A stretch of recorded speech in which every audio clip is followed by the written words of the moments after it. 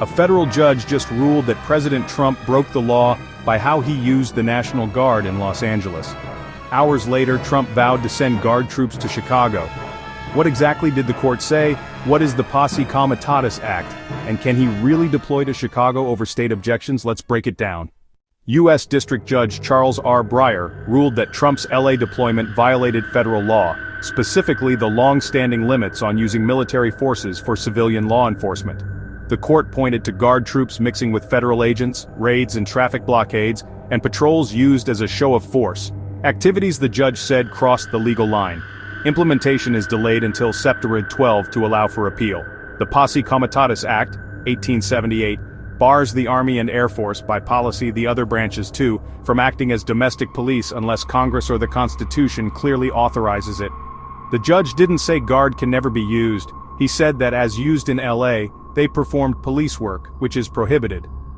After the ruling, Trump touted his use of Guard in Washington, D.C. and said, "We're going into Chicago," without giving a date. Illinois Governor J.B. Pritzker and Chicago officials say the Guard is not needed or wanted. Reuters reports the White House is considering legal routes to deploy anyway, potentially citing federal authority to call up Guard units, but that would face serious legal hurdles. Back in June, Trump federalized portions of the California National Guard during protests tied to immigration enforcement. California sued. An appeals court on June 19 allowed Trump to keep control for now, pending the case.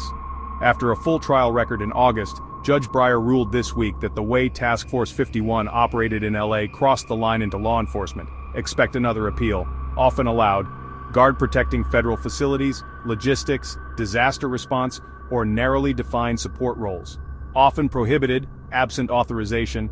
Arrests, searches, raids, crowd control, traffic stops, anything that looks like policing civilians. The judge said LA crossed into the second bucket.